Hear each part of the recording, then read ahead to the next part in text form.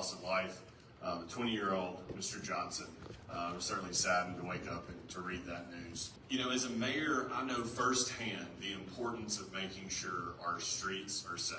And I believe that we must do everything in our power to work towards that end. It doesn't have to be mutually exclusive that you can be concerned about some of the things that we've seen regarding the task force, but not also want to have safe streets. I believe that there needs to be better communication and cooperation between the federal government and the local authorities, and I happen to think that our local authorities know a little bit more about the local community than federal partners do.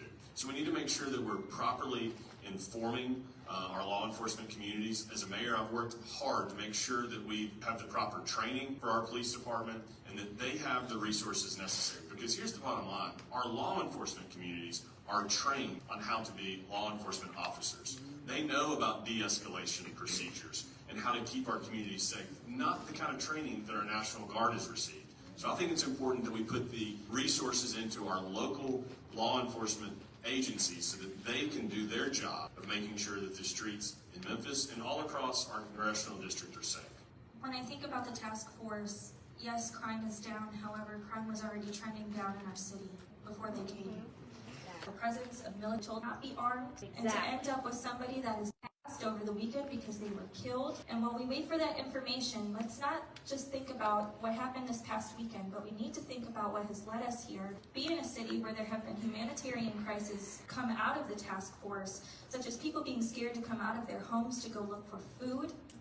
Our jails are flooded and people are dying in jails. The court system is flooded. And what it has done is trying to desensitize us to think that we need to live under an occupation. But when we talk about strengthening police departments, our police department was already in agreement with the DOJ about how to increase its human rights record, and then the DOJ wiped it away at the behest of the president.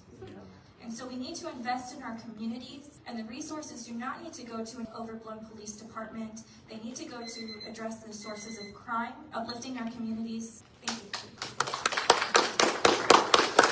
you. Here's what happened.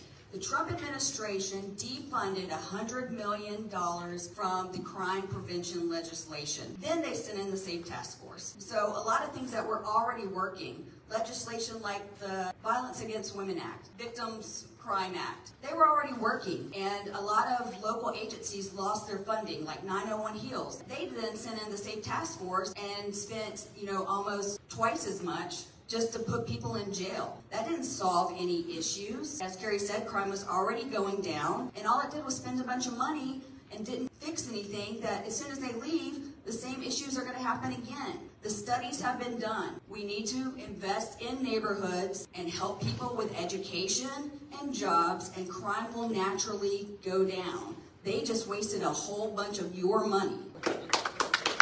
I'd like to think public safety is something that I've been intertwined with here in Shelby County for quite some time. The federal government began to move into an occupation in Memphis, and the current congressman was not at the table for whatever reason. He was not included into the conversations. Memphis Police Department welcomed the federal support from the federal government, but what we saw was it was not the support that they thought it would have been. It was not funding. It was not just officers, but it was also the National Guard. Having served in the Tennessee National Guard myself, joining at just the age of 17, I'm going to tell you firsthand, service members are not capable of policing city streets. I'm going to say it one more time. Service members are not capable of policing city streets. We knew that it would only be a certain time before the headline would read, "A United States soldier shot domestically a citizen of Memphis." That's not the way our Constitution was conscribed. That's not the way these things are supposed to go. We don't have to go far. Look at Baby Cohen, shot in a moving vehicle. Here in Memphis, we created the legislation in 2020 to make that impossible.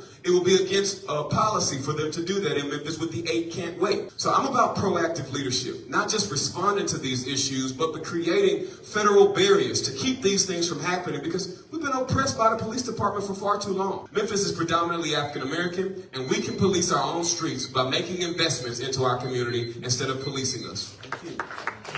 If the DOJ report had fell through like it should have, we would not be where we are right now. Trump defunded, deregulated, and our DOJ report showed here in our city, in Shelby County, that we had a problem. If we would raise the minimum wage, and give people an opportunity to work and to earn a decent living, there's a great possibility that we would see a difference in what we see. The poverty level here, the trauma, the mental illness. Let us not forget our politicians. Do not stand for what is right. We have caused all of this stuff here in Memphis over the decades.